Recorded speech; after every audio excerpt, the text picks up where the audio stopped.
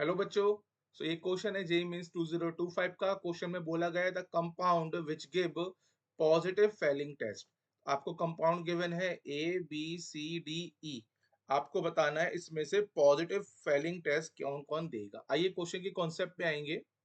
So question के अंदर जो यूज हो रहा है उसका नाम है फेलिंग टेस्ट। अब बेटा देखो फेलिंग टेस्ट होता है क्या है। सबसे पहले देखेंगे हम यहाँ पर फेलिंग टेस्ट में। सपोज कीजिए आपके पास दो टाइप के एल्डिहाइड है। एक है आपके पास एलिफेटिक एल्डिहाइड, इसका नाम है एलिफेटिक एल्डिहाइड। एल्डिहाइड और यहाँ पे बेटा मैंने ले लिया अपना एक एरोमेटिक एल्डिहाइड। ये आपके पास हो गया एक एरोमेटिक एल्डिहाइड।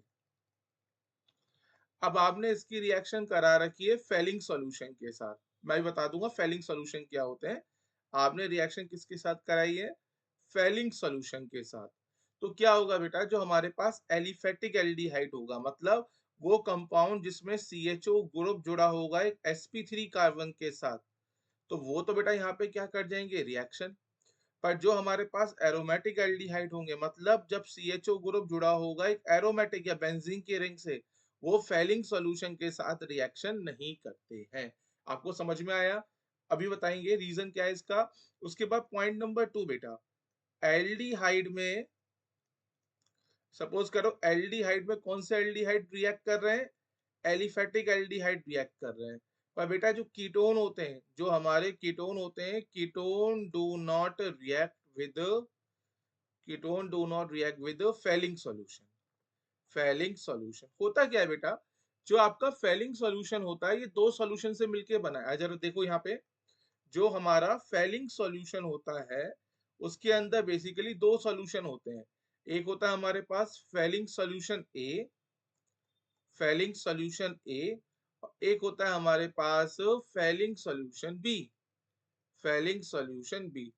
जो फेलिंग सॉल्यूशन ए होता है ये होता है आपके पास हाइड्रस कॉपर सल्फेट, है ना, नाम है इसका, क्योंकि वाटर मॉलिक्यूल एसोसिएट है ना, तो हम इसको बोलते हैं हाइड्रस कॉपर टू सल्फेट भी बोल सकते हो, कॉपर टू सल्फेट। अगर आप यहाँ पे ध्यान से देखोगे, जो आपके पास कॉपर है वो कॉपर +2 ऑक्सीडेशन स्टेट पर है। अगर मैं इसकी इलेक्ट्रॉनिक कॉन्फ़िगरेशन देखूं तो कौन सी कॉन्फ़िगरेशन कौन सी आएगी?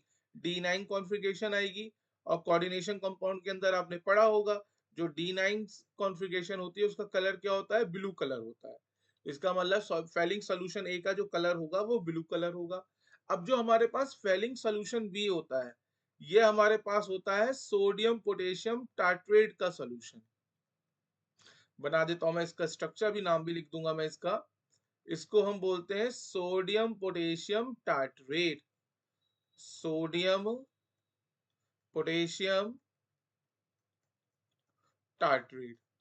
क्लियर है? ये हो गया आपके पास टार्ट्रेट, फेलिंग सोल्यूशन बी।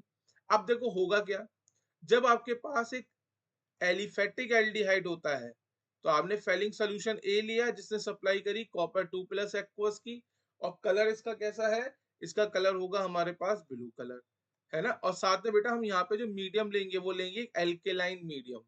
कैसा मीडियम ले रखा है मैंने? एल्केलाइन मीडियम ले रखा है। तो होगा क्या, ये जो फेलिंग सोल्यूशन है, इन दोनों के कॉम्बिनेशन को हमने क्या बोला? Fehling solution. तो ये जो हमारा फेलिंग सोल्यूशन है ये माइल्ड ऑक्सीडाइजर की तरह बिहेव करेगा, act as mild oxidizer, mild oxidizer. और ये जो एल्डिहाइड है इसको क्या कर देगा? ऑक्सीडाइज। और ऑक्सीडाइज करेगा तो क्या देगा? Carboxylic acid. क्योंकि मीडियम तुम्हारे पास कैसा है? बेसिक। तो बेसिक मीडियम में एसिड बेस हो जाएगी, तो बेसिकली तुमको यहाँ मिलता क्या है? एक सॉल्ट मिलता है। साथ में बेटा हमें मिलता है Cu2O। इसको हम बोलते हैं कॉपर 1 ऑक्साइड। अगर मैं कॉपर की ऑक्सीडेशन स्टेट निकालूंगा तो 1 आएगा, इसको नाम होगा कॉपर 1 ऑक्साइड, जिसका कलर होता है reddish brown PPT, reddish brown PPT, है ना, या रेड पीपीटी कलर भी आप इसको बोल सकते हो। और साथ में आपको क्या मिलता है? 4H2O। तो ये मैंने आपको पूरा बता दिया कि फेलिंग सोल्यूशन कैसे रिएक्ट करता है। इसका मतलब फेलिंग सोल्यूशन बेटा किस किस के साथ रिएक्ट कर पाएगा? एल्डिहाइड के साथ। वो भी कौन सी एल्डिहाइड के साथ? एलिफेटिक एल्डिहाइड के साथ। अब यहाँ पे एक नोट डाल के लिखेंगे बेटा, जो हमारे पास ग्लूकोज होते हैं, है ना, जो हमारे पास फ्रक्टोज होते हैं, है ना, और साथ में एक और ले लो मैनोज, साथ में एक और दे रहा हूं mannose. These are these are at alkaline medium, alkaline medium, these are at alkaline medium, interconvert, interconvert into each other, into each other। होता क्या है, अगर मैं ग्लूकोज की बात करूं, ग्लूकोज क्या होता है, CHO, स्ट्रक्चर याद रखना है ग्लूकोज का, OH H, OH OH, CH2OH। बेटा यहाँ पे H लगा दो, यहाँ OH लगा दो, H लगा दो, OH लगा दो, ये हो गया आपके पास आपका ग्लूकोज। अगर हमने ये बोला बेटा, अगर मीडियम हम कैसा ले रहे हैं, अपना एल्केलाइन मीडियम ले रहे हैं, तो एल्केलाइन मीडियम में ये क्या करते हैं, आपस में टॉटोमर करते रहते हैं, पता नहीं चलता कौन सा ग्लूकोज है और कौन सा फ्रक्टोज है और कौन सा हमारा मैनोज है। जल्दी से इसको बना लीजिए। ये जो स्ट्रक्चर बनाया मैंने, ये बनाया मैंने फ्रक्टोज का स्ट्रक्चर, यहाँ लिख देता हूं मैं, ये हमारे पास है फ्रक्टोज। ओके, सो यहाँ बनाएंगे H OH OH OH H and H। अब मैं बना रहा हूं अपना मैनोज। याद रखना है मीडियम कैसा लेना है आपको, मीडियम लेंगे हम एल्केलाइन, एल्केलाइन मीडियम में ही ये क्या करेंगे, टॉटोमर करते रहते हैं, टॉटोमर करते रहते हैं और एक दूसरे की फॉर्म में कन्वर्ट होते रहते हैं। जल्दी से मैनोज का स्ट्रक्चर बनाएंगे। सो ये हमारे पास हो गया हमारा मैनोज।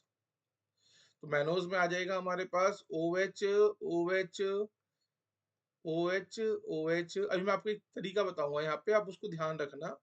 अगर मैं यहाँ पे नंबरिंग कर दूं, जैसे मैंने यहाँ पे नंबरिंग करी, वन कार्बन को नंबरिंग कर रहा हूँ, 1 2 3 4 5 और 6। यहाँ पे नंबरिंग कार्बन को करेंगे 1 2 3 4 5 6, और यहाँ पे भी नंबरिंग कार्बन को करो 1 2 3 4 5 6। तो यहाँ पे आप एक चीज देखो, C3 से लेके C3 से लेके C3 से लेके और C6 तक, C6 तक, C6 तक इन सब की कॉन्फ़िगरेशन सेम होती है। तो मैं आपने लिख दूं line, same configuration, same configuration from C3 to C6। ये ग्लूकोज फ्रक्टोज मैनोज में क्या होता है, C3 से लेके C6 तक कॉन्फ़िगरेशन सेम होती है। एक और चीज बेटा, एक और चीज, एक और चीज, इन सब के अंदर अगर आप ध्यान से देखोगे, आपको क्या दिख रहे हैं, एल्डिहाइड और कीटोन ग्रुप, है ना। इसका मतलब ये क्या हो सकते हैं, ऑक्सीडाइज हो सकते हैं, और अगर ये ऑक्सीडाइज हो सकते हैं तो ये किसकी तरह बिहेव करते हैं, इनको हम रिड्यूसिंग शुगर भी बोलते हैं। इनको हम क्या बोलते हैं, रिड्यूसिंग शुगर। क्लियर है कि नहीं है, इनको क्या बोलेंगे, रिड्यूसिंग शुगर। अब आइए क्वेश्चन पे। अब आपको क्वेश्चन करने का तरीका समझ में आ गया। इसका मतलब फेलिंग सॉल्यूशन के लिए, फेलिंग सॉल्यूशन के साथ बेटा रिएक्ट कौन कौन करेगा, आपको समझ में आ गया। एक तो हमारा एलिफेटिक एल्डिहाइड, दूसरा हमारा रिड्यूसिंग शुगर, और रिड्यूसिंग शुगर के अंदर कौन कौन आएंगे, ग्लूकोज, फ्रक्टोज और मैनोज। क्लियर है। मतलब रिड्यूसिंग शुगर कौन होते हैं बेटा, जिनके अंदर क्या होते हैं, एल्डिहाइड ग्रुप होता है। अगर फ्रक्टोज की बात करूंगा, फ्रक्टोज के अंदर दिखने के लिए कौन सा ग्रुप है, कीटोन ग्रुप है।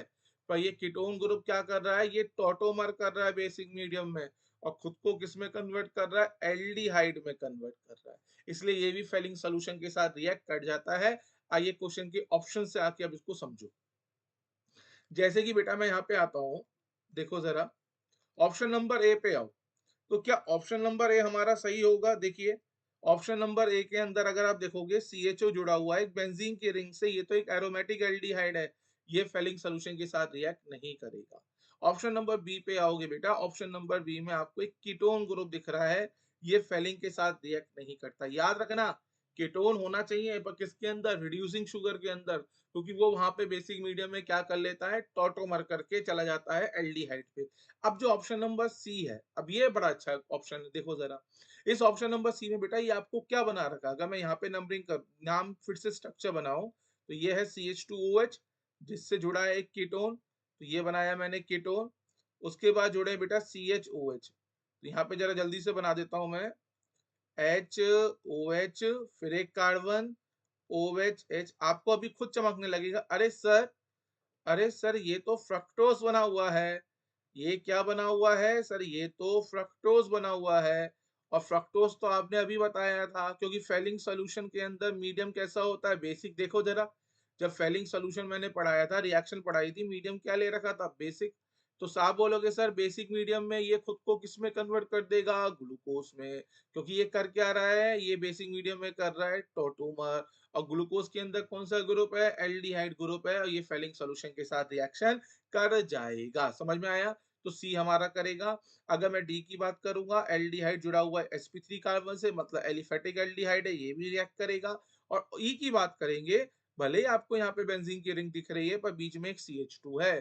तो जो एल्डिहाइड ग्रुप है वो एक sp3 कार्बन से जुड़ा हुआ है, मतलब ये कंपाउंड भी एलिफेटिक एल्डिहाइड है, तो ये भी रिएक्ट करेगा। तो इस क्वेश्चन का आंसर क्या होने वाला है, सी, डी एंड ई।